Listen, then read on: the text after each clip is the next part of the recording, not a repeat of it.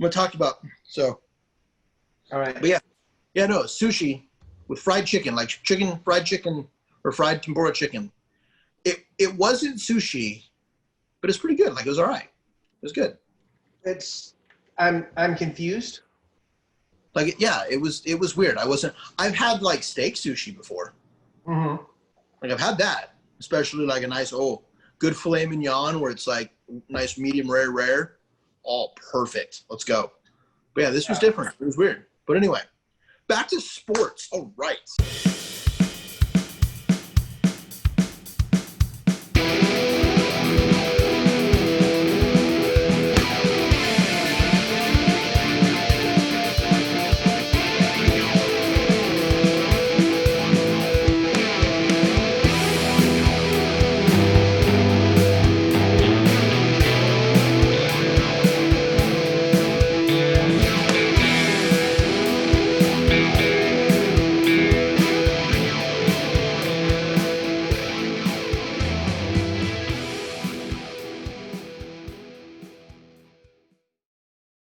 All right. But sports, welcome back, everybody. Good to see you. We didn't do a midweek podcast this week, but I think we've got another one that's on the docket for next week. It's going to be a lot of fun, so look forward to seeing that. But anyway, I'm Ben. There's Jonathan. Hi, how are you? Well, we're just going to dive right into it. So, NBA. Yeah, the playoffs are here in the NBA. They're officially have started. Well, they haven't started yet, but they're set. They're set. We have the last seeding games, but none of them mean anything. So. Oh yeah, we do have the seed. Yeah, we do technically still have. We have the last seeding games today, and then we have the play-in games start. I believe they start tomorrow. Okay. So, and they've been decent. Are there play-in games, or is there just one play-in game? So there's technically probably two. I don't think we'll get to two. Oh yeah, right. There's only one play-in series. Yes. Because I was a little confused in this. I learned a little bit about it listening on the radio locally here in Phoenix the other day, where they're explaining stuff. But yeah, so if I got this right, 9 has to beat 8 twice. Yes. But if 8 beats 9 once, that's it. Correct. I mean, I get it. I remember that was always that was a thing like in high school. Like I remember high school wrestling. That was kind of a thing like if you wanted to go up to varsity because that guy had beaten you before, you had to beat him twice. I get it in that situation. I don't feel like it necessarily like equates here. That seems odd. I think the point was to incentivize that if we wouldn't because not everyone was going to play the same amount of games regardless. Mm-hmm. So if for instance, the Grizzlies who are in the play-in game, they technically have a worse win percentage, but they played one less game than Portland. So now they get a chance to push into try to beat Portland.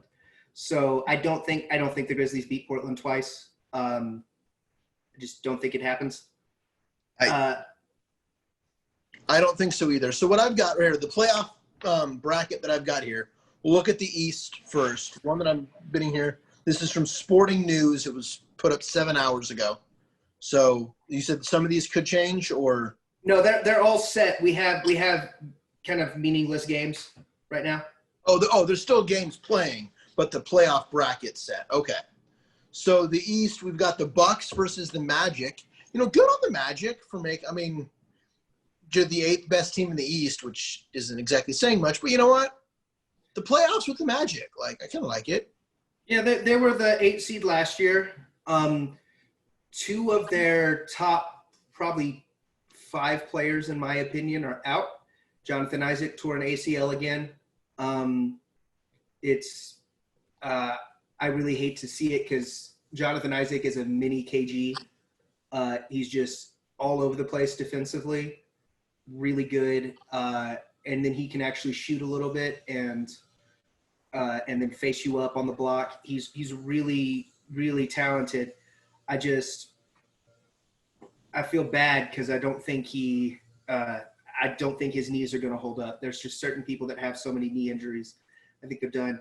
Mo Bamba actually got sent out of the bubble and sent back home today due to complications from contracting coronavirus earlier in the summer. So he just wasn't able to play himself back into shape. And so the Magic just said for his health, he needed to go home to get better treatment for his lungs to recover from coronavirus.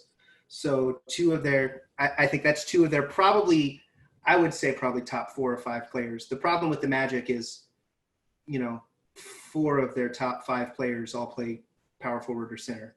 So, well, and I mean, even right away, their bigger problem is they're going against the Bucks. Yeah, I mean, it's just impossible. You're not winning. You're not going to win there. And we got the Heat and Pacers next. That should be a good series. Not even from there. I like the Heat there. I'm going to be honest. That's my favorite series. Like, that's the one I want to watch so much because that is the 2 hardest playing teams in the East.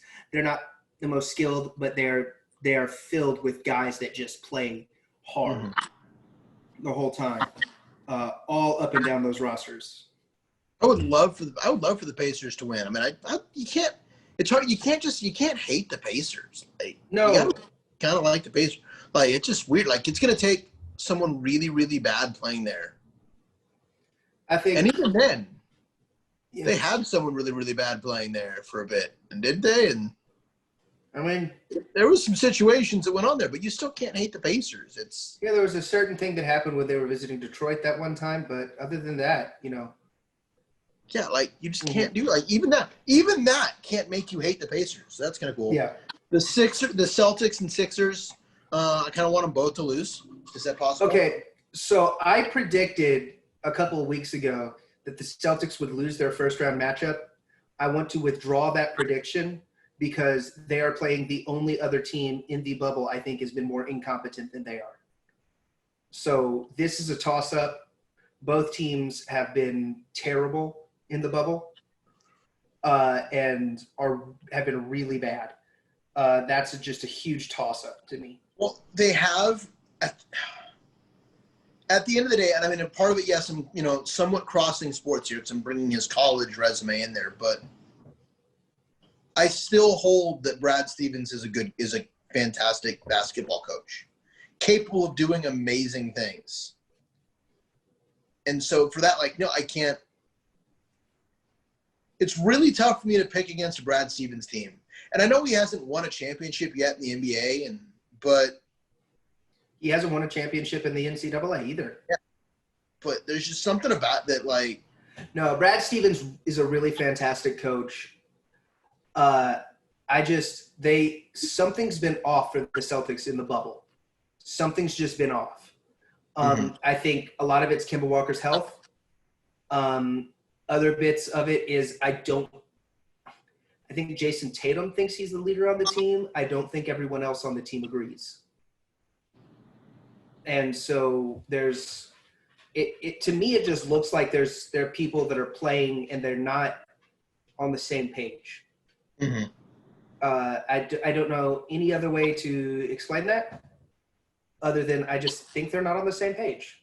Well, we might get into this and it kind of goes to another conversation. They're almost the anti-Nuggets. That makes sense. Like, as we kind of said, the Nuggets lack a guy that wants to be a one. Wants to be the one. I think they've got ones. They've got guys who are talented. I think, we talked about it ad nauseum last podcast. But whereas the Celtics have no actual number one, and they could do good. They could be the Nuggets. The problem They've got 4 guys that think they're the number one guy. The problem is you got 4 guys that say everyone else needs to take a back seat to me. Yeah. Whereas the Nuggets say, no, you've got the hot hand. No one takes a back seat to anybody. Yeah. Each one of those guys says, no, you guys all take a back seat. Which that's kind of just a weird perspective there. Then we have the Raptors versus the Nets. That was just a weird one shot. Like, I totally forgot the Nets were actually capable of making the playoffs. Like, okay, so the Nets have been so good in the bubble. they have been good in Like, the bubble. so good. They've been hot. Karis LeVert is just on fire. The Nets are missing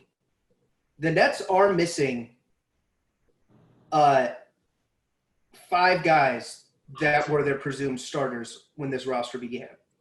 Mm-hmm. Their presumed starters when the roster when you know the roster was together. Obviously, you're not going to count KD, but because KD had the Achilles tear, so we knew he was sitting the year out. But if you count KD, you count Wilson Chandler, who's out. You count Kyrie Irving, who's out. You count Spencer Dinwiddie, who's out. You count DeAndre Jordan, who's out. That's the five guys you would presume would be the starters if you just looked at the roster. But they've been playing with Lance Thomas playing small ball 5.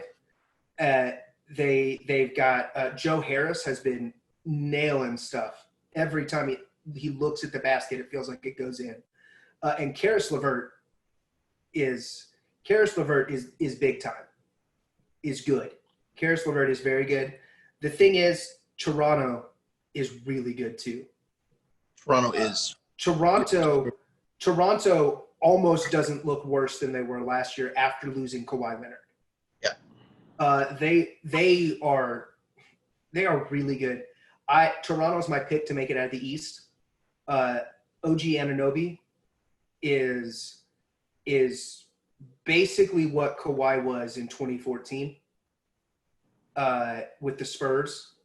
I don't think he's obviously Kawhi has improved significantly since then, but OG is basically what Kawhi was doing there, where he can guard anyone and he's going to affect every aspect of the defense, and then he's just going to dunk and shoot threes on the offense and not gum anything up. I don't really have much to add as far as the Raptors. I mean, the Raptors are who we thought. I mean, they didn't fall off. They're good, especially in the East. They're good. Are they a 2 seed? I think if they play in the West, no. But no, they are fantastic. But I'm going to focus on the Nets because we're going to focus on another team that they kind of remind me of a little bit. Excellent. They're set up perfectly for next season. Everything's set. They're ready to go. It's going to go through. Now, that being said, whenever you're set up perfectly, that's a lot of pressure. And they've got a guy on that team that may or may not, or two guys on that team that may or may not handle pressure very well from outside, just based on their histories and past. So we'll see how it works. But if you make the playoffs, again, missing your top 5, yeah, you made the playoffs with your bench. Basically. That's going to put you in some – that's going to give a lot of expectations that we would all – I mean, on top of what we already have. Yeah. But kicking over to the West, we'll start from the bottom and go up. The Clippers and Mavericks. It just comes down to this. The Mavericks just don't have a bench. And the Clippers have the deepest bench in the NBA. That's what it comes down to for me. I think Doncic is a top 5 player already. I think he's fantastic. I would take him over a lot of players. Doncic is what would happen if you took James Harden and just stretched him out, and then his teammates could make threes when he passes to them. For some reason, the Rockets just love to get all these people that can't hit threes, but shoot them. We're not talking about the Rockets yet. Anyway, we'll get there. But Doncic is good. He's awesome. I really don't think he's going to be fazed by the pressure. I don't think he's going to choke, but there's just too much for the Clippers to throw at the Mavs. I don't think there's much of a shot. Yeah, agreed. The Clippers just have there's too much there. Yeah. And then so going on, especially with it looking like Montrezl Harrell will be back for the Clippers. Yeah, it's just And okay, the next series is probably my most interesting series. And yes, you can call it biased because my team is in it. Mm-hmm. But the Nuggets and the Jazz, they always because I mean, from a marketing perspective, everything else, they're the same team. The NBA looks at them as the exact same team. Even altitude advantage. Like the NBA looks at them like they're the same. They're oh yeah, that's right. There are two teams in the Rocky Mountains. That's right. From a Colorado perspective, they're the only other mountain time zone sports team, professional sports team in existence. Like, yeah, top level sports team in existence. MLS, we don't count MLS.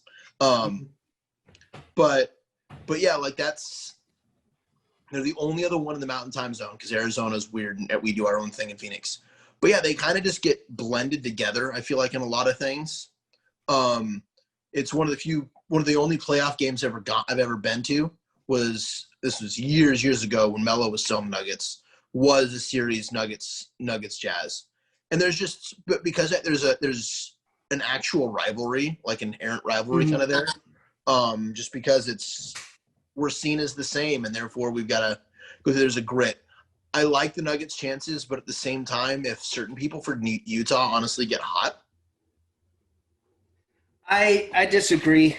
The Nuggets, it's the same thing as the Clippers Mavs game we just talked about. The Nuggets just have so many bodies they can throw out there. The Jazz are missing their second best player. With all due respect to Donovan Mitchell, Bogdan Bogdanovic is the second best player on the Jazz. He's the engine that made that offense actually good, and without him there, they're struggling to create offense. They're struggling to do anything. And then he also provided a lot of switchability on defense that they just don't have with Joe Ingles trying to play up at the 4. And it's just disappointing. I like the idea of the Jazz. Donovan Mitchell can be really good. Mike Conley can be really good, but they can't do it consistently. Gobert's gonna be Gobert, and Gobert might be the closest thing to a foil that Jokic will have. Well, as we talk about other stuff, and that's in this again, this why I love Jokic, to repeat the statements I had before. Yeah, Jokic is probably not going to average 20. No. 20 in the series. But he probably will average 12 assists. 12 might be high, but he'll average enough assists to where it won't be a competitive series. That's what I can't score. Okay, let me do something else. And that's what he does.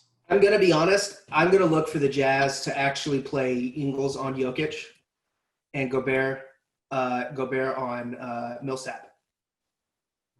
Because, like, when they play the Rockets, they actually play Gobert on Westbrook because they just play him on whoever's the weakest shooter. Mm-hmm. And Jokic wants to get the ball out of his hands so much. I don't think they'll play a lot of Gobert on him because they want Gobert to be able to help off of someone, not be worried about that person passing. But yeah, so I get that. I mean, I should be more confident, and maybe just because I've been burnt so many years in the playoffs, going in really confident as a Nuggets fan. I wish I was more confident. I think they should win. I believe they'll win. If you make me pick, yes, but I'm not as confident as I wish that I could be. But then moving on to the next game, the Thunder and the Rockets. This one's rough. Russell Westbrook's out for at least the first 4 games of this series. I don't think the Rockets get swept, but I don't really see them being able to win a series because this is part of the problem with playing so small is it takes so much energy for guys to play up, and then the Rockets have looked gassed the last 3 games they've played. Eric Gordon coming back might help a little bit, but he's looked awful. the last 2 games he's played. He's just looked pathetic. The Rockets have to get hot from 3 to stand any chance at winning a couple of these games, and then hoping for Westbrook to come back and help. And the Rockets role players have just not stepped up. Harden has been great. Westbrook has been fantastic here in the bubble. And a few of the role players have been really good defensively, but no one, barring the random Austin Rivers explosion in a game that didn't matter, none of the role players have done anything worth note. The thing about the Rockets, and you kind of hinted on it, unless they catch fire from 3. Well, normally when you say unless this happens, it's normally some weird, crazy hypothetical thing. If I was to tell you, I'm gonna fast forward 2 weeks here, say, can you believe how lights out the Rockets were in all of their games from 3 and they won that series? Would you be shocked? No, there would be no shock there. Yeah. It could absolutely be a possibility. Again, not saying it's going to, but that's an actual thing. Like if they get hot from 3. Yeah, and also at the same time, Russell Westbrook has shown he is like borderline superhuman with coming back from injuries. Mm-hmm. So they're saying he might miss 4 games, but who knows? He might miss 2 or 3 games and then come back and actually be a huge difference. I'm gonna make you say something positive about the guard on the other side. What guard on the other side? Wasn't Paul in there? Yeah, well, no, there's 3 fantastic guards on the Oklahoma City side. But I know you'll say positive stuff about the other ones. I need you to say something positive about Paul. Chris Paul is a fantastic competitor. This actually probably plays into the bubble really helping him, because Chris Paul has a problem of breaking down at the end of seasons.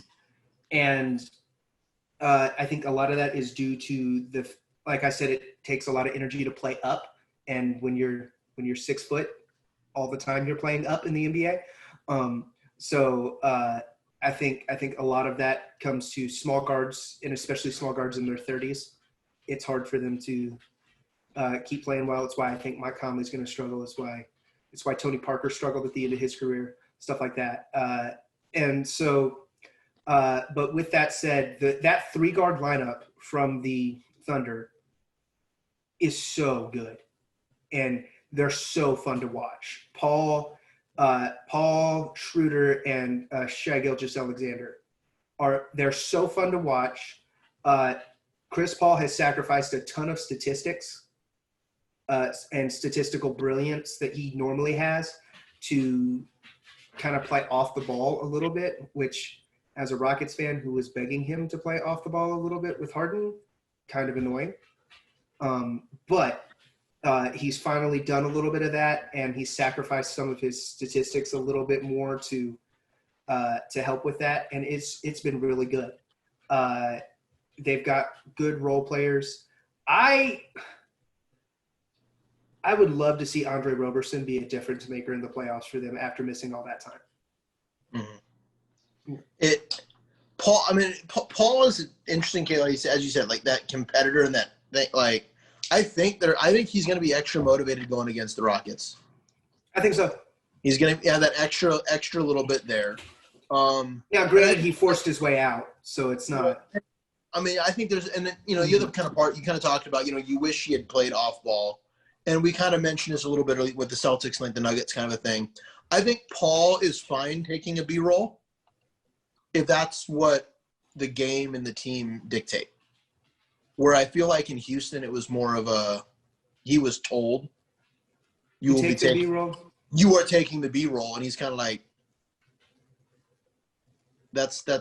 wait, no, like that's not how this works. I think that makes sense when you're not playing with a guy who has been one of the top 3 players in the league for the past 7 years. But I don't know. It's just one of those things. It's more of a thing of, and I think part of it, we get somewhat of a transition here to the other spot. Mm-hmm. We look at the Melo thing didn't work. I think it was more of, it strikes me as more of the thing of like, hey, I'm not looking for I'm not looking for teammates. I'm looking for people beneath me. And that's kind of how Harden is. That how Harden is kind of presenting things. Of I'm looking for those that are going through, and he finally meets Westbrook, where I can't really do that.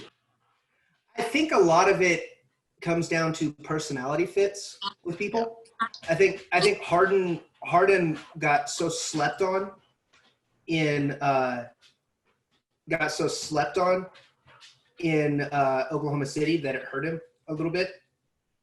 And then Chris Paul's been notoriously pretty hard to work with for people. Yeah. Look at how it ended with the Clippers. And look at how it ended with the Hornets. It's just it just feels like Chris Paul's a hard person to work with, hard player to work with. I honestly think Chris Paul had a lot more to do with Melo not working out in Houston than Harden did. I think Harden. Anyway, this is supposed to be Chris Paul. This is supposed to be talking about Chris Paul. I like Chris Paul. I think they should be seen as the favorites in this series, not Houston, solely because of the Westbrook injury. I think if Westbrook was healthy, I think you should say the Rockets are the favorite. But with Westbrook out and the role players being on such a slump right now, I would say I pick the Thunder. I'm going to be remiss if I don't mention Steven Adams in talking about the Thunder. He's awesome. I don't really have anything to say other than he should average like 87 rebounds a game in this series. Yeah. So let's go ahead and look on to the next one. So, I mean, we kind of touched on it a little bit. Portland is probably pretty sure to give you the one to advance. Should be the one to advance, barring something there. Mm-hmm. So looking at Portland Lakers, I do think it is kind of nice. There's a little bit of poetry there, as I mentioned Melo earlier. Mm-hmm. At the beginning of the season, most people had penciled in that Melo was going to be joining the Lakers at some point this season. Yeah. And even after he had signed that short contract with Portland, we all still, he'll play with Portland for a bit, and then he'll join the Lakers later on this season. But, going through there and taking a role to actually help a team. It's been a long time since you could say Melo has benefited teams, and he's benefited teams. He benefited Oklahoma City. Yeah. He benefited Oklahoma City. I don't want to take that away from him. And then his last few years in New York, even though the team wasn't very good, Melo was still a benefit to that team. It's just because and you know what?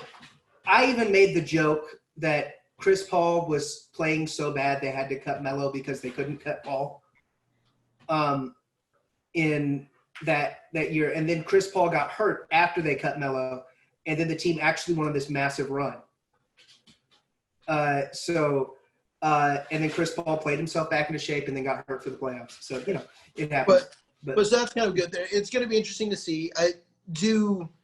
Is that a series going to be a sweep? Portland Lakers, is that going to be a sweep? No, it will not be a sweep. Nurkic is someone who is going to force the Lakers to have to play small because Nurkic will pretty much negate any advantage of having JaVale McGee on the floor. Unless the Lakers want to switch to Dwight Howard and let Dwight bang with Nurkic, they're going to have to play Anthony Davis at the 5 for the majority of the series, and that gives Kyle Kuzma more minutes, and then it's just going to make it more difficult for the Lakers to play their preferred style, and so Portland wins at least 2 games, I think. And I would not be surprised. I would not be surprised if Portland wins this series. I don't think they're favorited by any means, but I wouldn't be surprised if they win. And then depending on who wins that would be a shocker and be considered an all-time upset. And not only that, no one's talking about this bubble championship being delegitimized. Yeah. But honestly, if something like that happens, the conversation will go that this season is delegitimized. Yes. But at the same time, Portland is the strongest 8 seed I can think of in the history of it, because Portland was supposed to punt this whole year because they're, with all due respect to CJ McCollum, Nurkic is the second best player in Portland. But their second best player was out. They went and got Whiteside for, change to try to be able to play. They had no one to play that 3 role, and they were supposed to punt the year and basically be a lottery team. But then they got hot when they signed Melo, and then Rudy Gobert spread the virus amongst everybody, and all of a sudden everyone's healthy for Portland.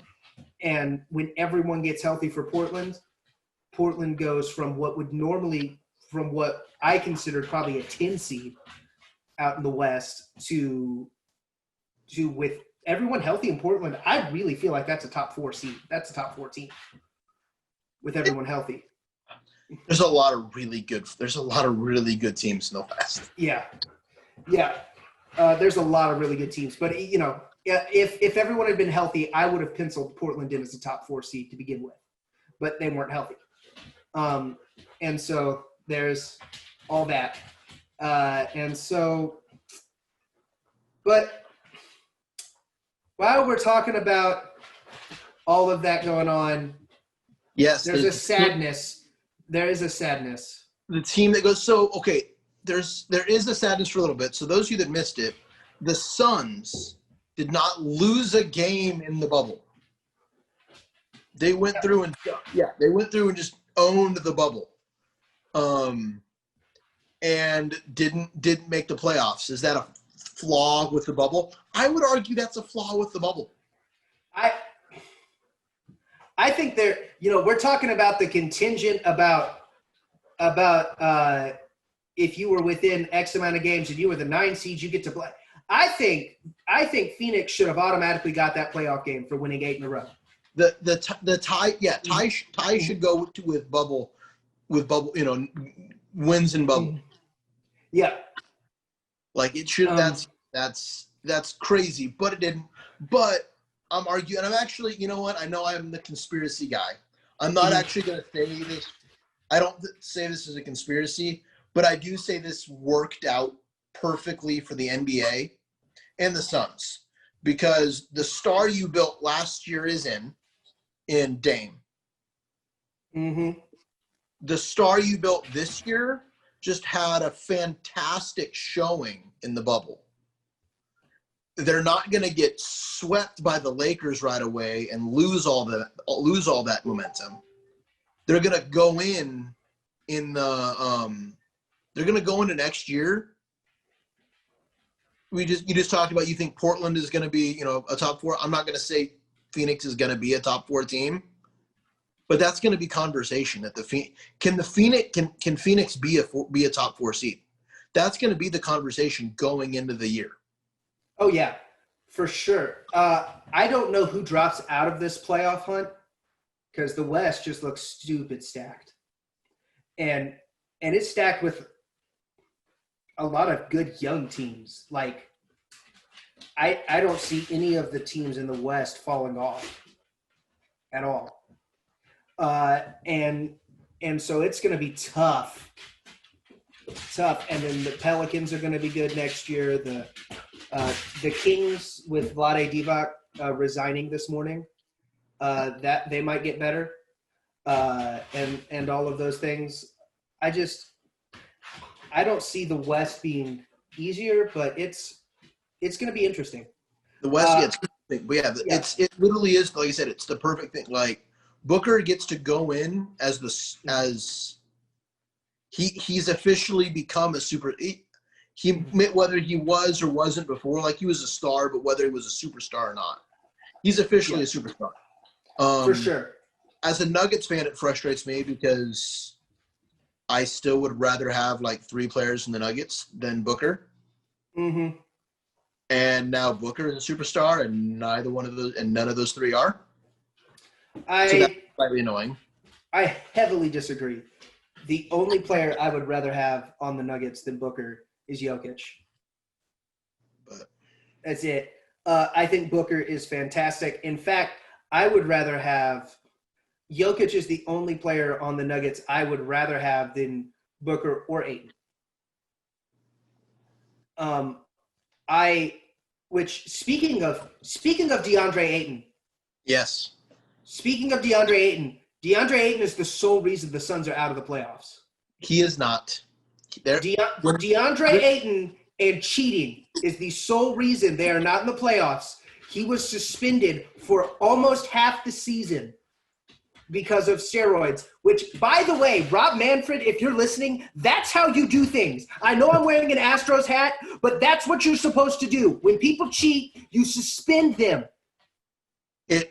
It's there, yeah, but I mean, I know, yes, I only made it to one Suns game this year, but it was a Suns game they lost. The Suns lost without Ayton, and they shouldn't have. That game was well within their right. They should have won that game. And had they won that game, everything is different. There were a number of games that, or especially early in the season, that with or without Ayton, they should have won. Even though he was gone, they should have won those games. And I think that's also because at the end of the day, they're still a young team. We kind of hinted at it before. They're a young team. They brought in veteran guys, but even the veterans they brought in are not old guys. Yeah, Rubio's what, 29? Yeah, actually, Rubio might be in his 30s. He might be in his 30s. I don't think so because he was drafted the same year as Steph and Harden, and they're both 29. But they played in college, and Rubio was like 18. So, yeah, maybe, but yeah, I feel maybe that's just it. I just feel like he's just been in the league forever. But yeah, so so that's kind of a thing. So it's a growing thing. So I mean, the Suns are definitely looking up. So that's gonna be a crazy thing. There's still an excitement. That's the other big thing that I think not making it is actually the best case scenario. There's an excitement among the Valley right now that I haven't seen, that I don't think would have existed had they made it and then gotten swept by the Lakers, because I'm pretty sure they would have gotten swept by the Lakers. Maybe won one game. I think Ayton is in the same boat. Ayton is in that same boat as Nurk, would make them uncomfortable, make them have to play different. The Lakers' lack of depth at guard would be really overblown against the Suns. But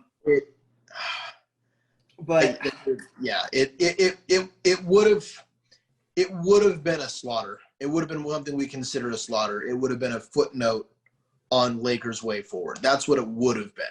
It would have kind of been like the 2014 Spurs, where they won all the games by an average of like 16 points against the Heat in that finals. Mm-hmm.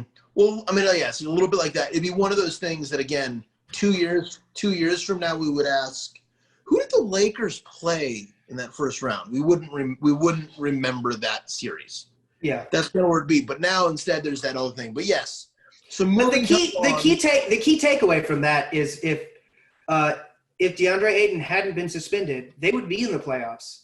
And speaking of things about suspension, we have more Astros news. This one's not suspension. I'm gonna try to go through there. So I've said publicly, I think maybe not on the podcast, but at least amongst a lot of friends, I do not like Zack Grenkie. I respect Zack Grenkie a lot, but I do not like him. I say you look at Zack Grenkie, you look him in the face, he looks like the guy on your baseball team or sports team that cup checks everyone and then gets angry when someone punches him in the face. That's the personality, that's the vibe I get from Grenkie. You just want to punch him in the face. However, given everything about sign stealing and all the context, and the other thing I'll say this, even if he wasn't in Houston, this is one thing I do like about Grenkie. Even if he wasn't in Houston, just given the conversation, he'd have done this as well. If he was still in Arizona, he would have done it to Houston. Oh yeah. But so if but actually, I just realized I'm playing the pronoun game. So if you missed it, Zack Grenkie not just tipped his pitches deliberately, he told batters what he was going to throw and then threw it. That's in a movie. I think that happens at the end of one of the major league movies. I mean, it's just like it was one of the craziest things. I was watching that game live, and first off, he was feeling it all game. He had their number all game. And then he starts just arguing, and he starts verbalizing what he wants to pitch. And I'm like, okay, if we heard that on the mic, no way that – and then he kept doing it. And I'm like, no way. And the amount of disrespect for a batter's ability to hit the ball that you have to just verbally tell them what you're going to throw and then throw it is crazy. I did look it up. Zack Grenkie, that slider, which is what he was mostly saying that I'm about to throw, that slider has a whiff rate of 58%. Yeah. So almost half the time, no one even makes contact. So, and then I think they made contact once when he threw it while he was telling them it was coming. So, like, I mean, even if you don't like the Astros or you're angry with everything like that, you got to respect that move. I mean, it's crazy. And not to jump on next week's podcast, but shout out to my dad. My dad actually says this whole thing negates sign stealing completely. My dad is probably the only Astros fan, like that is the only person I know that's more of an Astros fan than I am. I disagree with my dad here, but I also think that's kind of why he did it. Was he realized, especially with Verlander out, he is the leader on the team. With Verlander out and then Altuve struggling and Bregman being so young, Grenkie's the leader on the team. And he realized, I honestly think he realized I have a chance here to get us super pumped if I do this. And I think that's why he did it. So yeah, it's crazy. It's just something we had to mention. But then going on to some guys who are doing well. There are a few other guys that are doing really, really well this year. I'm just looking up right now. As of right now, from MLB, so updated stats. As of right now, there are 32 players batting 300 or better. I mean, it's crazy. And then 440 batting 290 or better. Like, it's not. There are 3 players currently with batting over 400.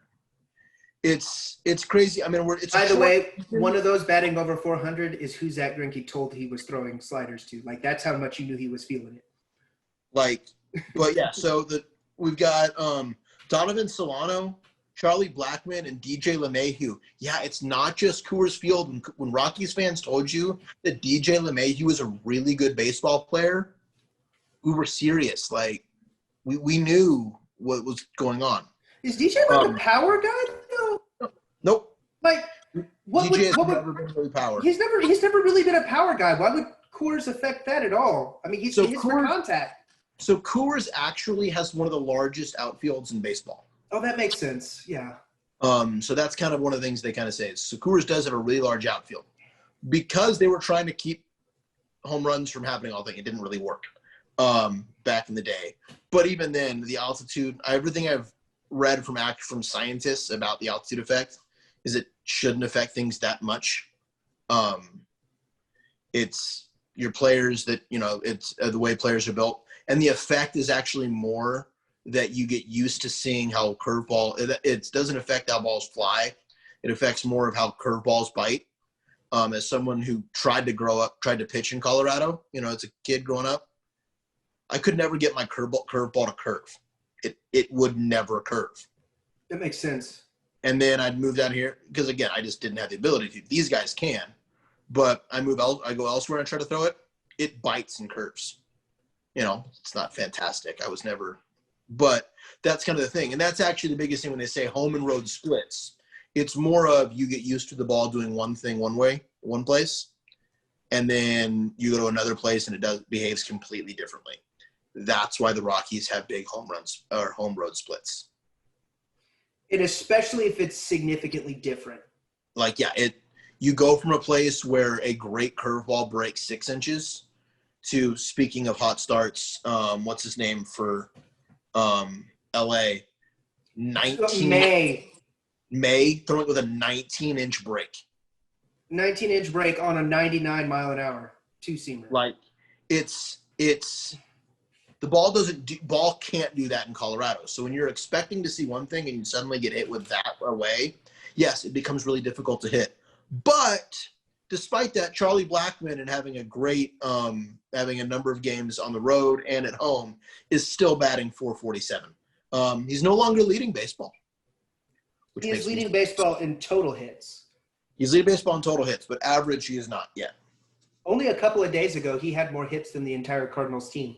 Yeah, he was batting. He was batting .500 in a game that was more than the third game of the season. Yeah, like it's insane. It's that if one of these guys does go on to hit 400, it will be fantastic. It will not be greater than Ted Williams' season. It's not. No, it won't. I don't think it's physically possible. But if that goes through, that comes to the case, it's going to be great. It's going to be awesome. But it's not nothing. Just because it's not legendary. I mean, there are shirts with Ted Williams average on it. Like, there are T-shirts with that. Baseballisms has Ted Williams average on it. Just because it's not that level of legendary doesn't mean it's not amazing. For instance, when what was it last year? Alex Bregman became the first hitter since Ted Williams to have double the amount of walks as he had strikeouts. Mm-hmm. Like, the first guy since Ted Williams. Like, granted, Alex Bregman may have had no, they said they didn't do it in 19. They said there was no proof they did it in 19, but may have had some help. Although he's not hitting terrible now. He's not hitting terrible, so I don't know. But beyond that, you've got 4 guys that are leading the league right now with 20 RBIs. Yeah. And then you've got Mike Trout being dad goals. Like, I have a kid coming in November, and I just want to have the streak of success that Mike Trout had in his career after becoming a dad. What was it? It's 9 or 10 games since he became a dad, and he's hit 7 or 8 home runs in that span. You got 8 home runs total. Yeah, 8 home runs total, and I think he hit one before his kid was born. So 7 home runs. He has it. Yeah, he has 8. Yeah, he has 8 home runs. Yeah, as of right now. But yeah, there's a lot of guys that are doing, getting off on good starts. Other guys that haven't been on great but are coming back. Again, personal bias. Nolan started slow, but he's picked back up again. Guys are going to go. So this has been a fun season. Are we going to end up having to probably go into win percentage? Yes. Yeah. For playoffs. Yes, we are. But don't let that, ruin your opinion of the season. Like, this is going to be a fun season if you choose to let it be a fun season. And some baseball is better than no baseball. Yeah, exactly. We're going to touch quickly here on just a couple things with football. So we got guys getting paid at positions that I think are weird. There are a couple positions in football that it always strikes me when you pay people.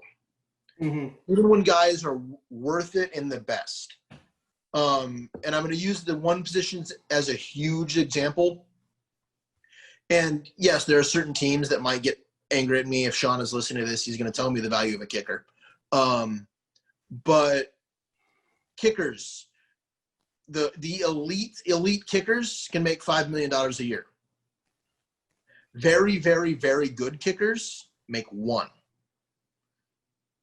Do you really want an elite a top 5 kicker? If it's going to cost you an extra that, it's kind of one of the things I'm looking at now with Adams at safety, who's now in Seattle. That Safety is one of those positions. Yes, safety is a huge boom, and he is by far the best safety in football. No, he's not. Minka. Okay. One of the best safeties in football. He's one of the best two safeties in football, but Minka's better in football. But, and he's going to get paid. But I can get really, really, really, really, really good for way less. Looking at Kittle. Kittle is an elite top player in the NFL. He absolutely is. He's a difference maker, and he can change games and win you games based on just that. But he just got paid stupid money for playing tight end. Yeah. And it's what, 75 million over 5 years? Yeah. Even Travis Kelcie got a ton of money, 57 over 4. Yeah. And that's the other that comes out there. Is he that much better than Kelcie? Like, you can argue whether or not he actually is better than Kelcie. I think I would say he is. I think he impacts the game in more than just catching, and so that's why I would say I pick Kittle over Kelcie. But is he $20 million? No, not at all. Not even close. And that's kind of the thing we're kind of coming in. It's just these weird things. It's going to be really interesting to seeing what eventually happens with, especially when we come back after this year, because the majority of cap increases come from increase in team revenue, TV deals and all this other stuff. With everything that's going on this year with that, disease thing that's caused the world to, pause and everything, it's going to be very interesting to see if those revenues are up there in that same way. It's going to be very interesting. And we're going to touch quickly here on hockey. I think we need to move on that just because hockey's happened. It's been a fantastic playoffs. If you haven't seen it, just go watch hockey. You could have watched one game earlier in this playoff series. You could have watched one game and gotten to watch 2.5 games. Basically. It was great. Yeah, like it was fantastic. We've already had times. We already had the closest thing to a buzzer beater that hockey gets. Yes. It's there. I remember listening to is this the latest goal ever? Well, we know there was never one that was later. It may be tied for the latest goal ever, but we know for sure if you watch the click, it literally clicks frames. It goes from point 0.01 and the comet tail, as this would say, hockey pucks aren't 8 inches long. That puck's over. There's just a comet tail with it. Mm-hmm. And you click it over one more, and it's in the back of the net at 0. Yeah. So it's in there. Like, you can't go later than that.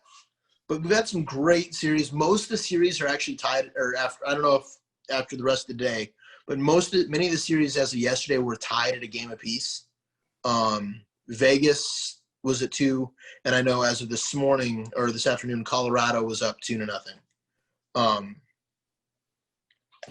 But even then, that was the Colorado-Arizona series it looked bad in the first, but Arizona came out ready to play. It just didn't quite work for them. Montreal came back 5-0, tied 1-1. Vancouver beat St. Louis in overtime today, which that puts them at a 2-0 lead in that series, and they're the lower seeds. That's something that's kind of going on. And St. Louis, in case you missed it, won the Stanley Cup last year, so that's kind of an interesting one. And New Jersey is up on Washington. That's where Ovechkin plays. Mm-hmm. So if those things hold, we're gonna have a cup without Ovechkin or Crosby for the first time ever in recent memory. Mm-hmm. But there's a lot of really cool stuff happening in hockey. So you've seen some hockey. What have you gathered from hockey? I know I'm excited and biased, but everyone knows that. Yeah, as a guy who is actually happy that hockey is kind of on more national free TV, so I can watch.